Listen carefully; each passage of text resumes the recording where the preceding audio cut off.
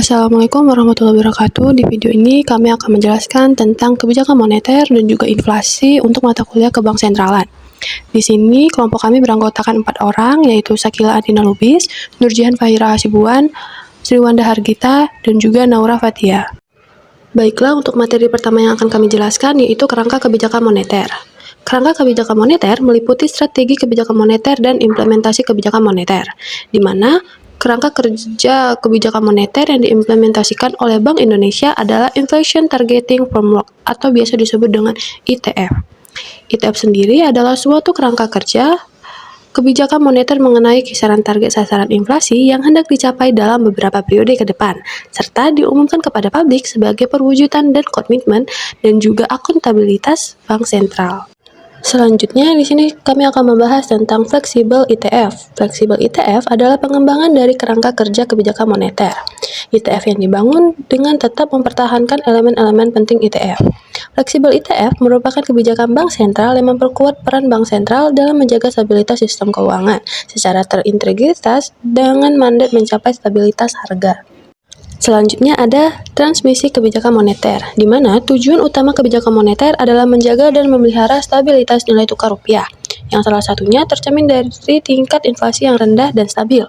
Untuk mencapai tujuan tersebut, Bank Indonesia harus menetapkan suku bunga kebijakan BI rate sebagai instrumen utama untuk mempengaruhi aktivitas kegiatan perekonomian dengan tujuan akhir mencapai sasaran inflasi.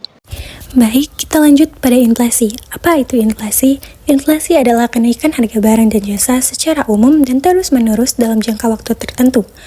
Kenaikan harga dari satu atau dua barang saja tidak dapat disebut inflasi, kecuali bila kenaikan itu meluas dan mengakibatkan kenaikan harga pada barang lainnya.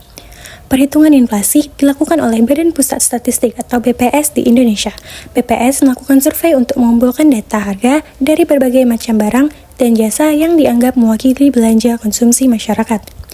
Data tersebut kemudian digunakan untuk menghitung tingkat inflasi dengan membandingkan harga-harga saat ini dengan periode sebelumnya. Lalu kita lanjut pada pengukuran IHK. Apa itu IHK? IHK adalah salah satu indikator yang digunakan untuk mengukur tingkat inflasi.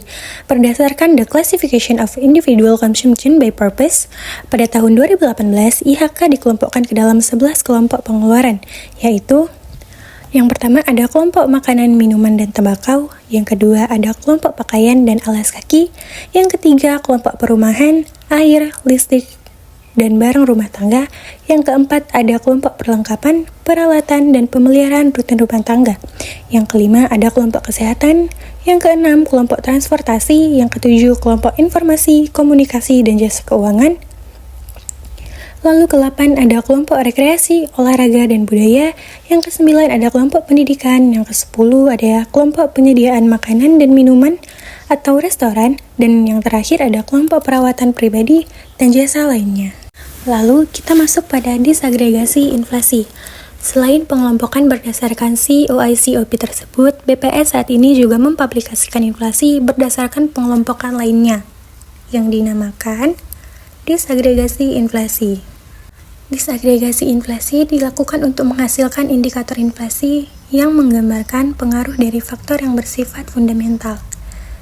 Di sini, inflasi terbagi menjadi dua, yaitu inflasi inti dan inflasi non-inti.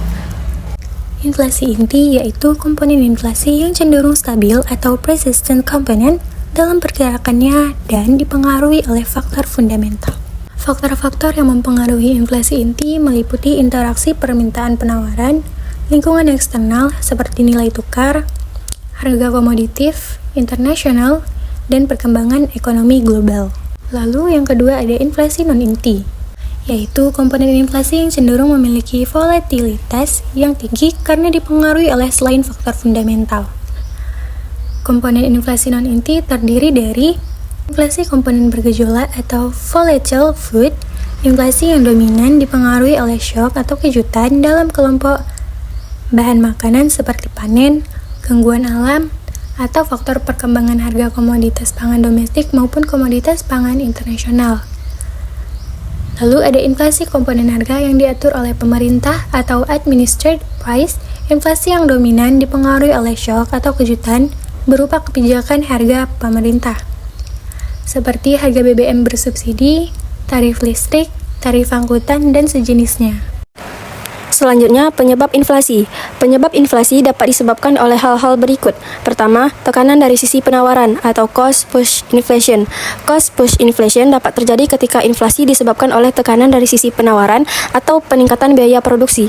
Beberapa faktor penyebab cost push inflation meliputi: pertama, depresiasi nilai tukar. Jika mata uang suatu negara mengalami depresiasi terhadap mata uang asing, harga impor akan naik, sehingga meningkatkan biaya produksi dan akhirnya mendorong inflasi. Kedua, dampak inflasi luar negeri. Inflasi di negara mitra dagang atau di pasar global dapat berdampak pada harga-harga impor yang dapat meningkatkan biaya produksi di dalam negeri. Ketiga, peningkatan harga komoditas yang diatur pemerintah. Jika pemerintah mengatur harga komoditas yang penting, kenaikan harga tersebut dapat menyebabkan peningkatan biaya produksi secara umum. Yang keempat, negative supply shock. Bencana alam atau gangguan dalam distribusi barang dan jasa dapat mengurangi penawaran yang berpotensi menyebabkan kenaikan harga. Selanjutnya, penyebab inflasi yang kedua yaitu tekanan dari sisi permintaan atau demand pull inflation. Demand pull inflation terjadi ketika inflasi disebabkan oleh tekanan dari sisi permintaan atau meningkatnya permintaan barang dan jasa relatif terhadap ketersediaannya. Dalam konteks makroekonomi, kondisi ini digambarkan oleh output real yang melebihi output potensialnya atau yang biasa disebut dengan permintaan total atau aggregate demand yang lebih besar daripada kapasitas perekonomian. Hal tersebut dapat mendorong kenaikan harga. Penyebab inflasi selanjutnya adalah ekspektasi inflasi, di mana ekspektasi inflasi ini adalah faktor yang dipengaruhi oleh perspektif dan harapan masyarakat, serta pelaku ekonomi terhadap tingkat inflasi di masa depan. Faktor ini dapat mempengaruhi keputusan konsumen, investor, dan pelaku ekonomi lainnya. Terdapat dua jenis ekspektasi inflasi, yaitu ekspektasi inflasi adaptif, yaitu ekspektasi inflasi yang didasarkan pada pengalaman masa lalu atau data historis, dan ekspektasi inflasi forward looking, yaitu ekspektasi inflasi yang didasarkan pada analisis dan perkiraan terhadap faktor-faktor ekonomi dan kebijakan yang mempengaruhi inflasi di masa depan. Selanjutnya, pentingnya kestabilan harga. Inflasi yang rendah dan stabil merupakan prasyarat bagi pertumbuhan ekonomi yang berkesinambungan yang pada akhirnya memberikan manfaat bagi peningkatan kesejahteraan masyarakat. Pentingnya pengendalian inflasi didasarkan pada pertimbangan bahwa inflasi yang tinggi dan tidak stabil memberikan dampak negatif kepada kondisi sosial ekonomi masyarakat. Terdapat beberapa alasan penting kestabilan harga dan inflasi. Pertama, inflasi yang tinggi akan menyebabkan pendapatan real masyarakat akan terus menurun, sehingga standar hidup dari masyarakat ikut turun dan akhirnya menjadikan semua orang, terutama masyarakat dengan pendapatan rendah, akan semakin rendah. Kedua, inflasi yang tidak stabil akan menciptakan ketidakpastian bagi pelaku ekonomi dalam mengambil keputusan. Pengalaman empiris menunjukkan bahwa inflasi yang tidak stabil akan menyulitkan keputusan masyarakat dalam melakukan konsumsi, investasi, dan produksi yang pada akhirnya akan menurunkan pertumbuhan ekonomi. Ketiga, tingkat inflasi domestik yang lebih tinggi dibandingkan dengan tingkat inflasi di negara tetangga menjadikan tingkat bunga domestik real menjadi tidak kompetitif, sehingga dapat memberikan tekanan pada nilai rupiah. Terakhir, kestabilan harga memiliki peran penting dalam mendukung upaya menjaga stabilitas sistem keuangan. Selanjutnya yaitu sasaran inflasi. Melalui amanat yang tercakup di Undang-Undang tentang Bank Indonesia, tujuan Bank Indonesia yaitu mencapai stabilitas nilai rupiah, memelihara stabilitas sistem pembayaran, dan turut menjaga stabilitas sistem keuangan dalam rangka mendukung pertumbuhan ekonomi yang berkelanjutan.